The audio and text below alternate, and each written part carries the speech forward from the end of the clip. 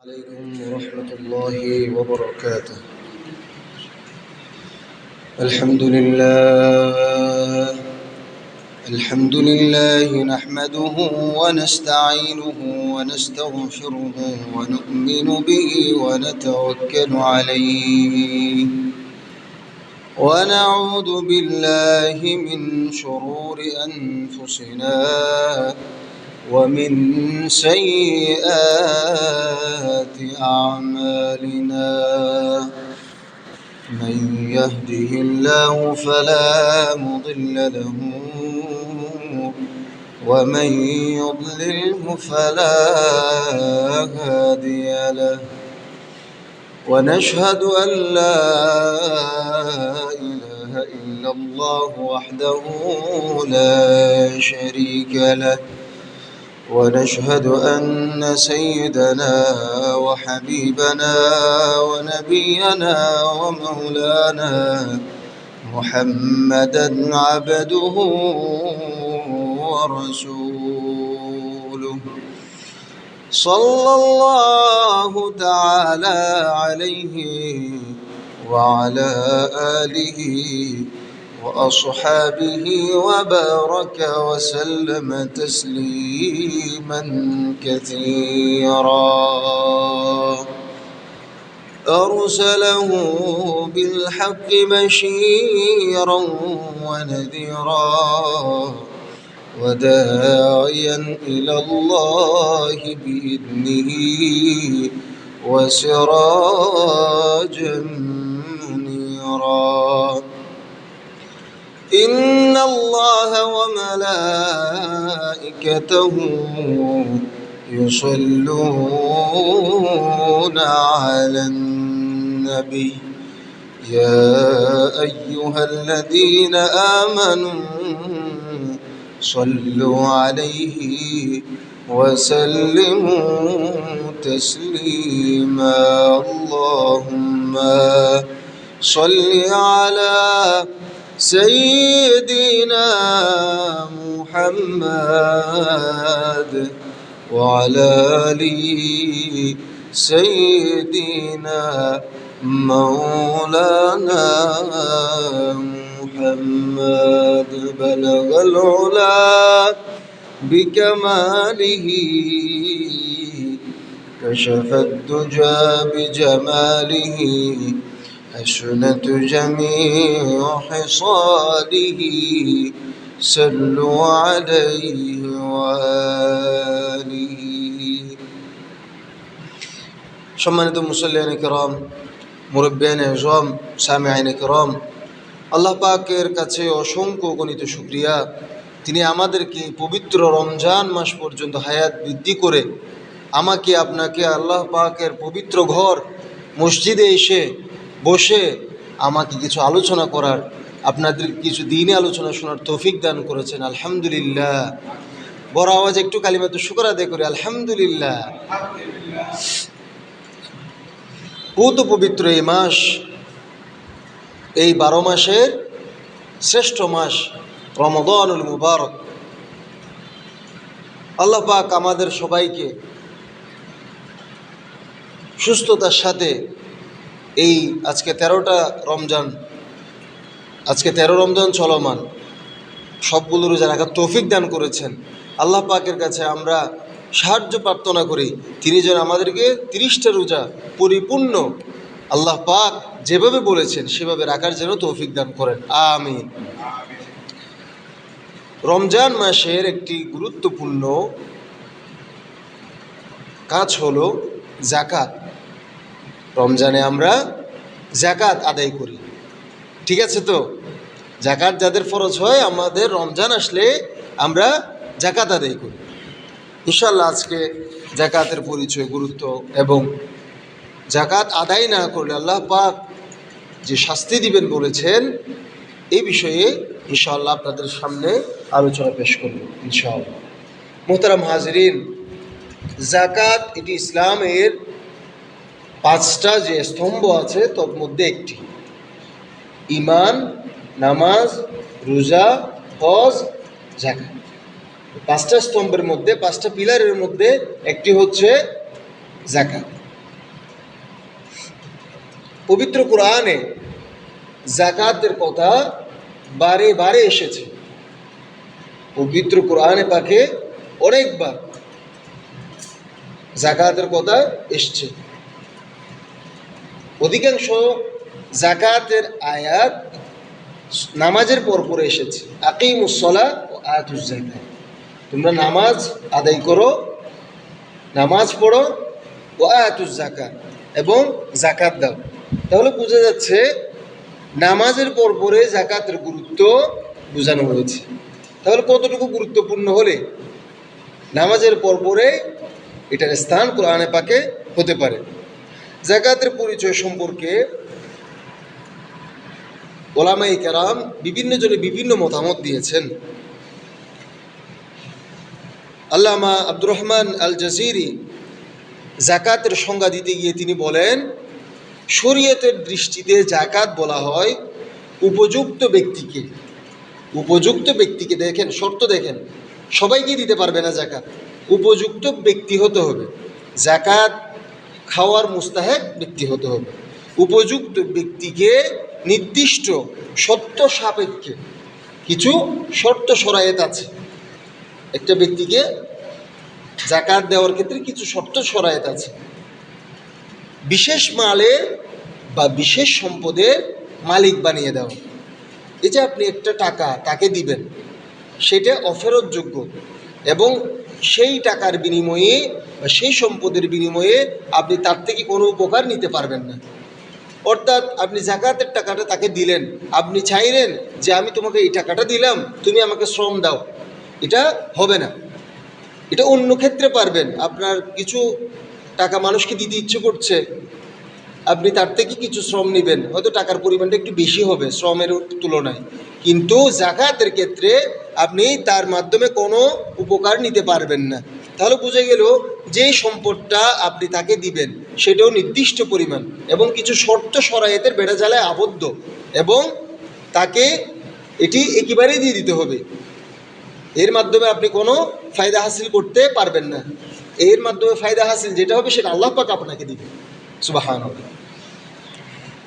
তাহলে আমরা জাকাতের সংজ্ঞাটা জানতে পারলাম। জাকাত কাকে বলা হয়? নির্দিষ্ট ব্যক্তিকে, অর্থাৎ যাদের জাকাত খাওয়ার মুস্তাহেক হয়েছে তাদেরকে দিতে হবে কিছু নির্দিষ্ট শর্তের সাথে। মালগুলোর নির্দিষ্ট মালের কি বানিয়ে দেওয়া, তাকে মালিক বানিয়ে দেওয়া, টাকাটা আপনাকে দিয়ে দিতে হবে ওকে একদম, এটা আর আপনার মালিকানায় থাকবে না। তাহলে কোরআনে পাকে অনেক জায়গায় সদকা সদকা এই শব্দটা এসেছে।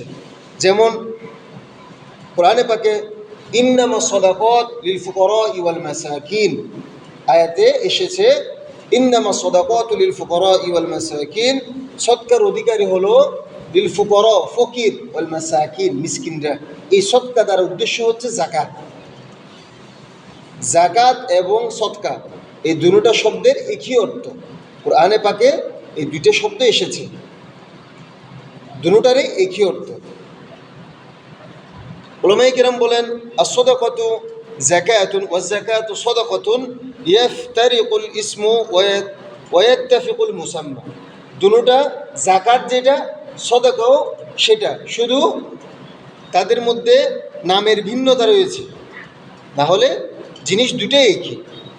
আল্লাহ পাক কোরআনে পাকে বলেন, খুয মিন আমওয়ালিহিম সাদাকাতান তুতাহহিরুহুম ওয়া তুযাক্কিহিম বিহা ওয়া সাল্লি আলাইহিম ইন্না সালাতাকা সাকানুল লাহুম ওয়াল্লাহু সামিউন আলীম।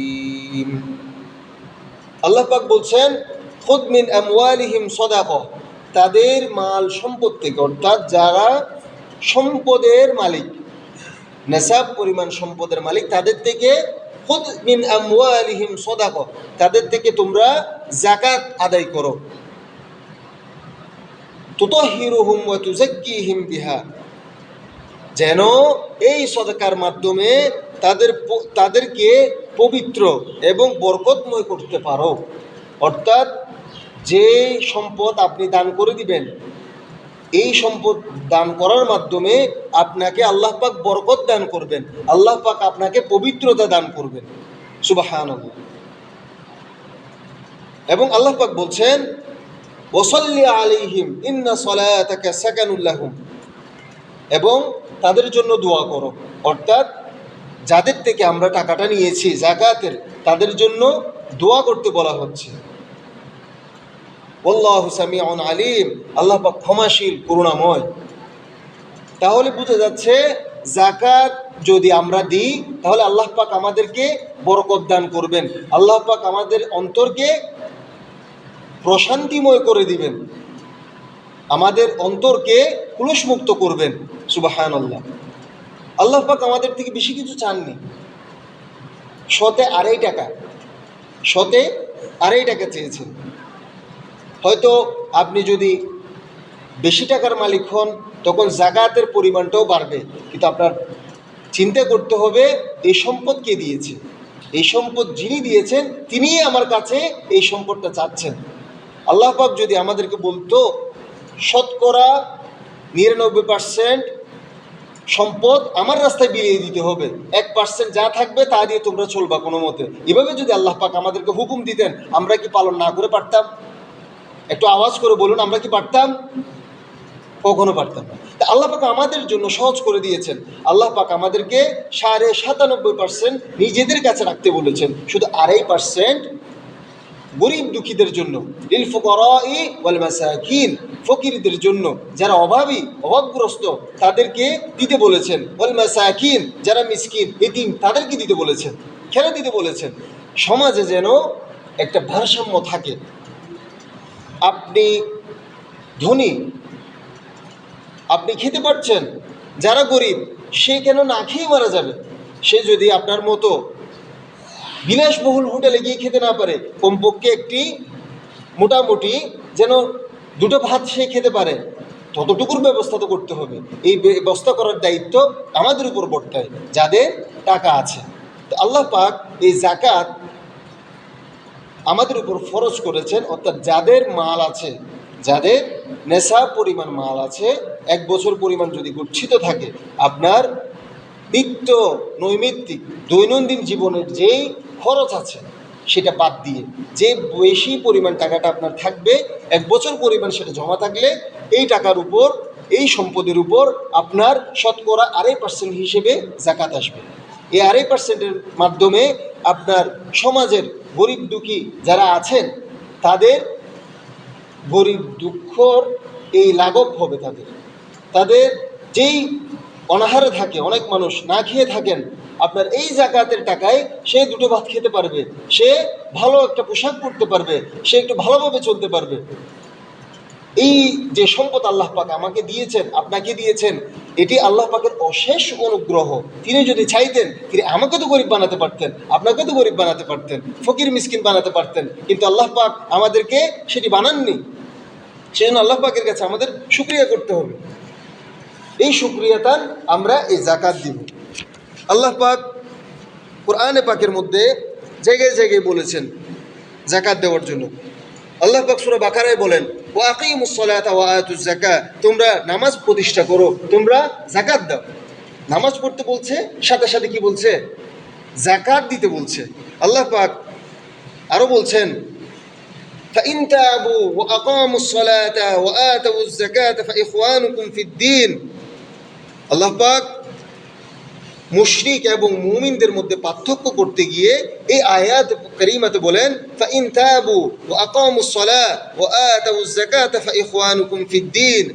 যে ব্যক্তিরা আল্লাহ পাকের কাছে তওবা করে, অর্থাৎ মুত্তাকিন পরহেজগার ব্যক্তি, তাকওয়াবান ব্যক্তি, ও আকামুস সালাহ, যারা নামাজ আদায় করে, ও আতুজ যাকাত, যারা যাকাত দেয়, তারা ফাইখওয়ানুকুম ফিদ্দীন, তোমাদের দ্বীনি ভাই।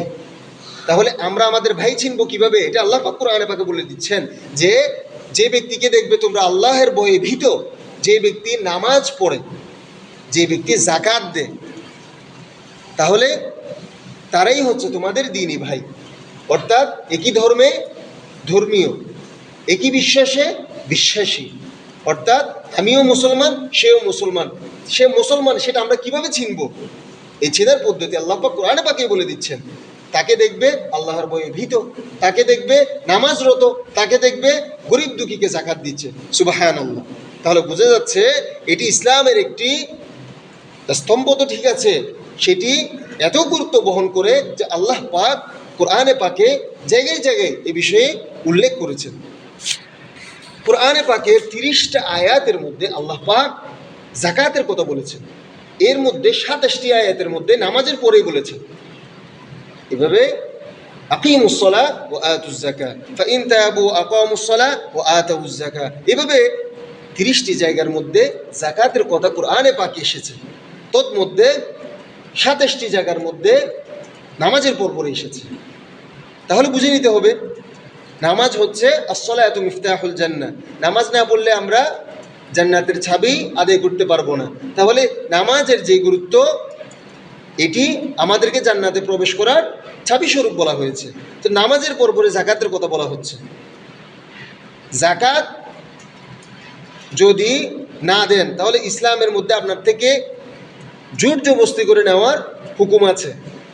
ইসলামী হুকুমতে, দেশে তো ইসলামী হুকুমত নেই, অর্থাৎ এটার গুরুত্ব এতই যে এটা যদি আপনি না দেন আপনার থেকে জোর জবরদস্তি করে নেওয়ার সেই সক্ষমতা, সেই ক্ষমতা শরীয়ত যারা ক্ষমতাসীন থাকবে, অর্থাৎ যারা শরিয়া অনুযায়ী দেশ চালাবে, যারা দেশের কর্তা থাকবে, তাদেরকে সেই ক্ষমতা শরীয়তে দিয়েছে।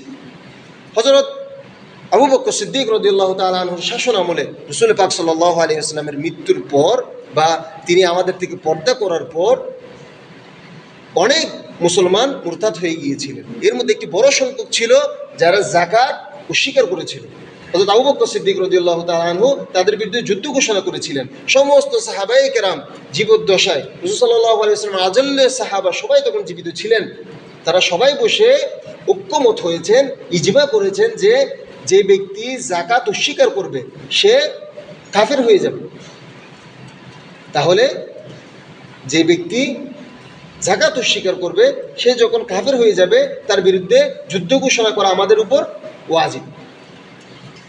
তাহলে এবার বুঝুন যে যাকাতের গুরুত্ব ইসলামে কতটুকু। আল্লাহ পাক আমাকে আপনাকে সম্পদশালী বানিয়েছেন, আমাকে আপনাকে আল্লাহ পাক ক্ষমতাশীল বানিয়েছেন। এটা আল্লাহ পাকের অসংখ্য অনুগ্রহ। তিনি যদি চাইতেন আমাদেরকেও গরিব দুঃখী বানাতে পারতেন, কিন্তু তিনি আমাদেরকে তা করেননি। আল্লাহ পাক আমাদেরকে যাকাতের যে আয়াত কোরআনে পাকের মধ্যে জায়গায় জায়গায় এসেছে, আল্লাহ পাক এই অনুযায়ী আমাদেরকে আমল করার তৌফিক দান করুন, আমিন। আল্লাহ পাক আমাদেরকে যেভাবে যাকাত দিতে বলেছেন, যাকাত অনাদায়ে আমাদেরকে যে শাস্তি দেওয়া হবে সেটাও আল্লাহ পাক কোরআনে পাকের মধ্যে বলে দিয়েছেন। দুনিয়াবি আমরা অনেক ক্ষতির সম্মুখীন হব, তন্মধ্যে প্রধান হচ্ছে আল্লাহ পাক আমাদের থেকে মনের শান্তি উঠিয়ে নেবেন, রিজিকের বরকত উঠিয়ে নেবেন। কারণ যে সম্পদ আপনি আমি আহরণ করছি, আমি ভোগ করছি, সেটি আল্লাহ পাকের সম্পদ। এই সম্পদটা আল্লাহ পাকের।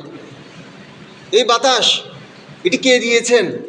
একটু মুখ খুলে বলুন, এই বাতাস এটি কার? আল্লাহ পাকের। এই আসমান জমিন সব কিছু কার? যে জমিনে আমরা ক্ষেত খামার করছি এটা কি আমাদের? এটা কি আমি বানিয়েছি? না।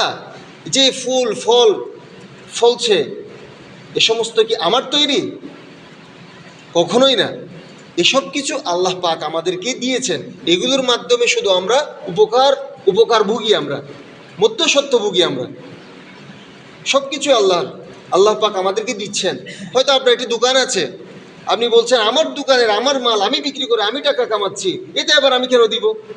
আপনার চিন্তা করতে হবে, দামারহাট বাজারে অনেক মুদির দোকান রয়েছে, অন্য দোকানে না গিয়ে একজন মানুষ আপনার দোকানে কেন আসছে? হয়তো আল্লাহ পাক আপনার রিজিক তার মাধ্যমেই রেখেছে, তাই আল্লাহ পাক আপনার দোকানে পাঠাচ্ছে। আত্মীয় স্বজন বলে হয়তো অনেকজন আপনার ওখানে যাচ্ছে, কিন্তু অপরিচিতও তো অনেক ব্যক্তি আছে যারা আপনার কাছে আছে, যারা আপনার কাছে প্রতিদিন আসে। তারা তো আর আপনাকে কি করেন না, আপনার মহব্বতে আসে না।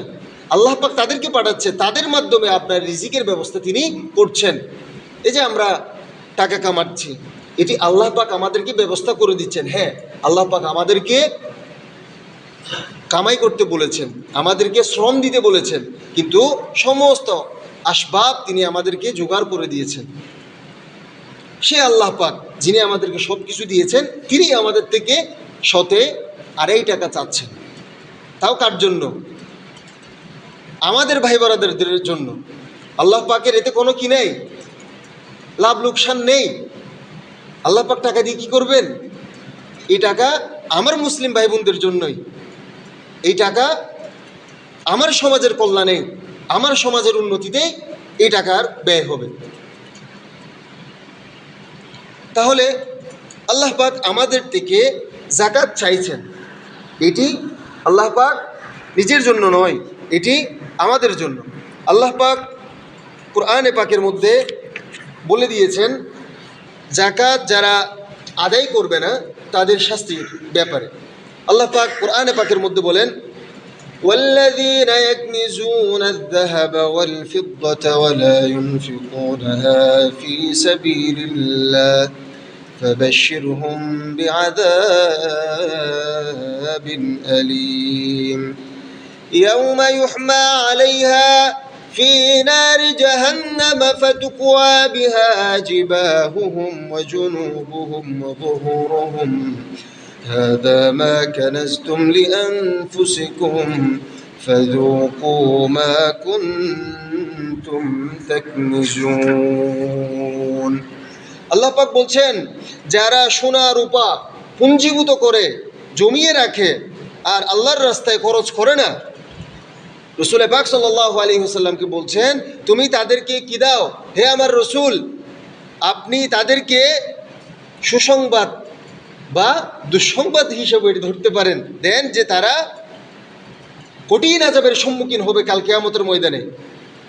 আল্লাহ পাক বলছেন, ইয়াউমা ইউহমা আলাইহা ফি নারি জাহান্নাম, যেদিন জাহান্নামের আগুন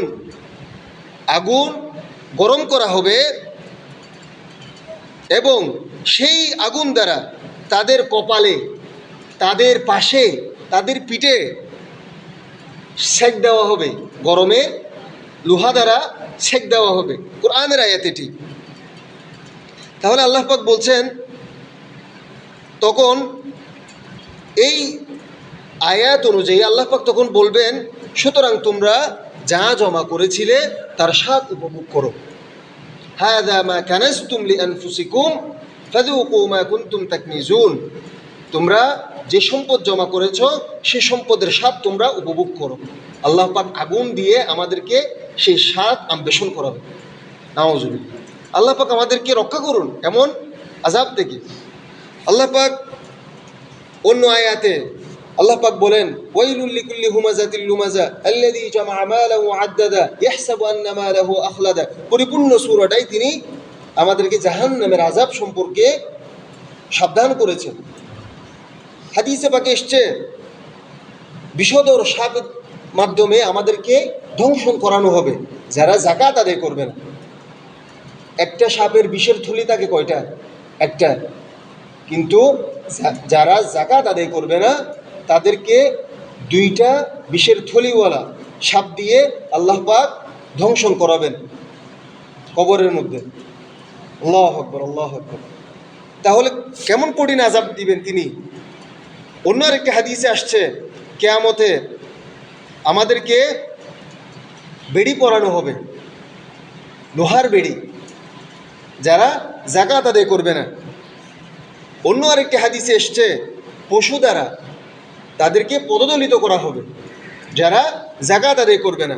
অন্য হাদিসে এসছে, উত্তপ্ত পাথর তাদের উপর নিক্ষিপ্ত করা হবে। অন্য আরেকটি হাদিসে এসছে, আগুনের ছুরি তাদের হাতে, তাদের পায়ে পরিধান করানো হবে। ফলে কতগুলো শাস্তির কথা হাদিসে পাকে এসছে, কোরআনে পাকে এসছে। তাহলে বুঝতে হবে জিনিসটার গুরুত্ব কতটুকু।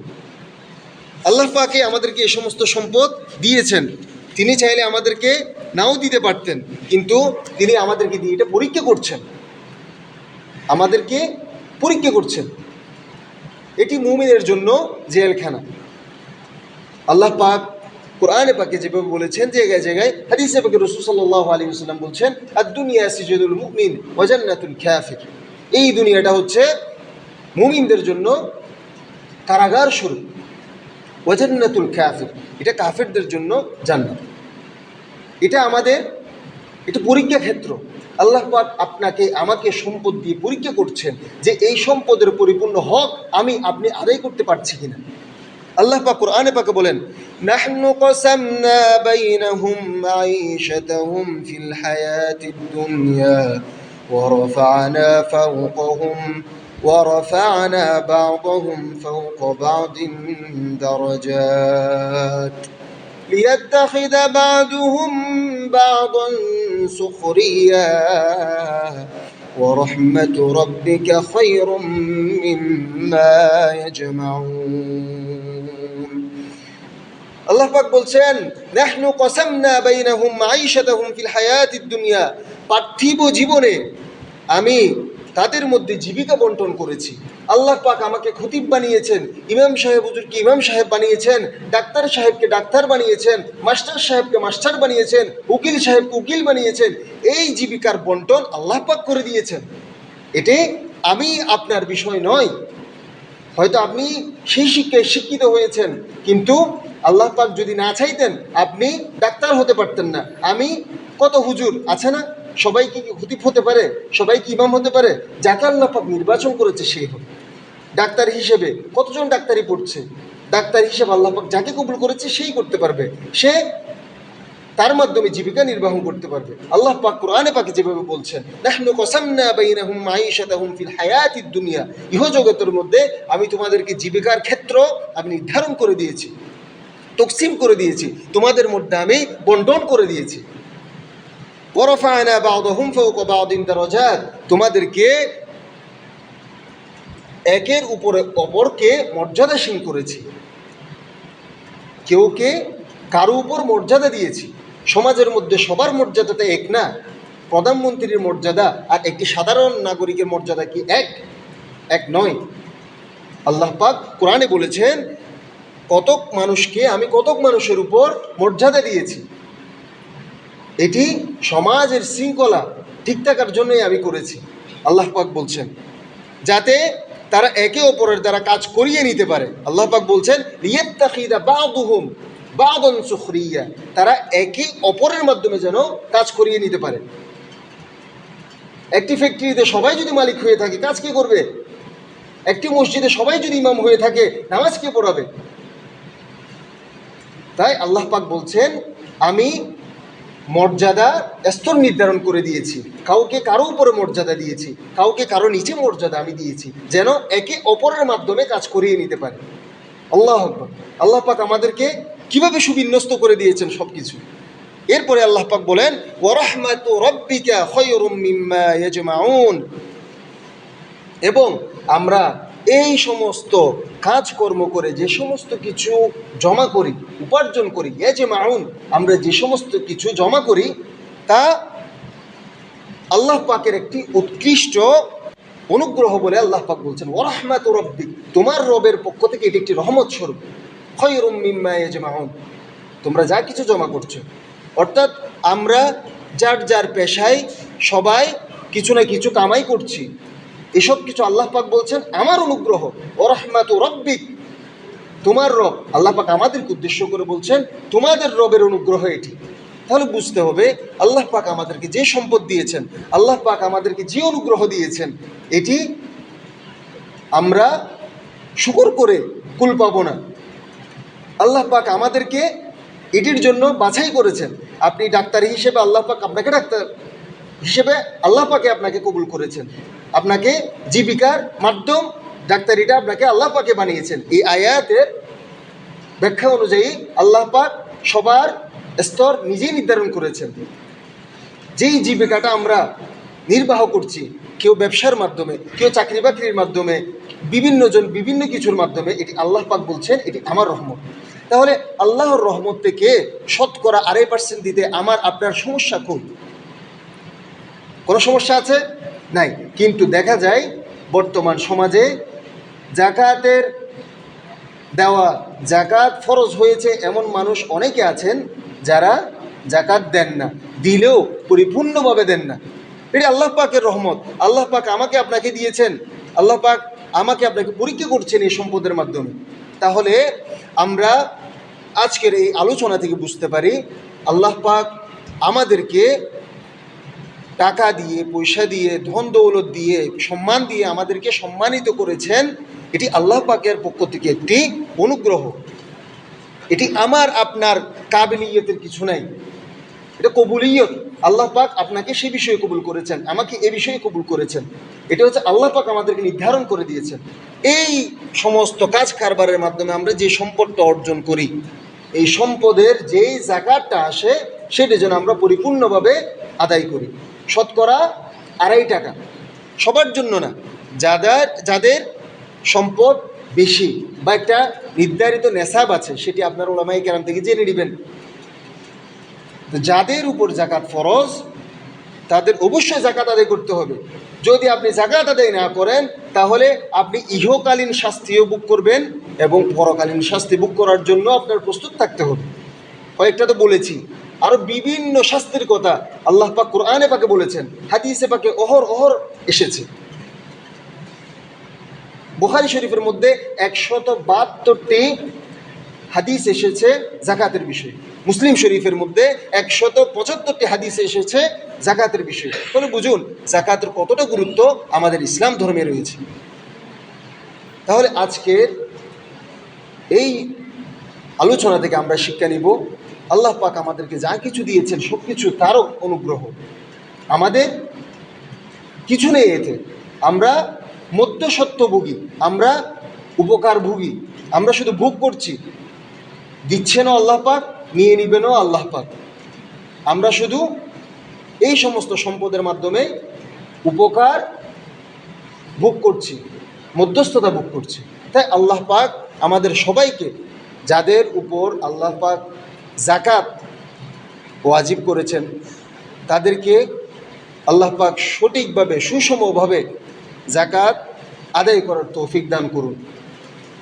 آمين وما توفيقي إلا بالله هذا ما عندي والعلم عند الله أقول قولي هذا وأستغفر الله لي ولكم ولسائر المسلمين من كل ذنب فاستغفروه إنه هو التواب الرحيم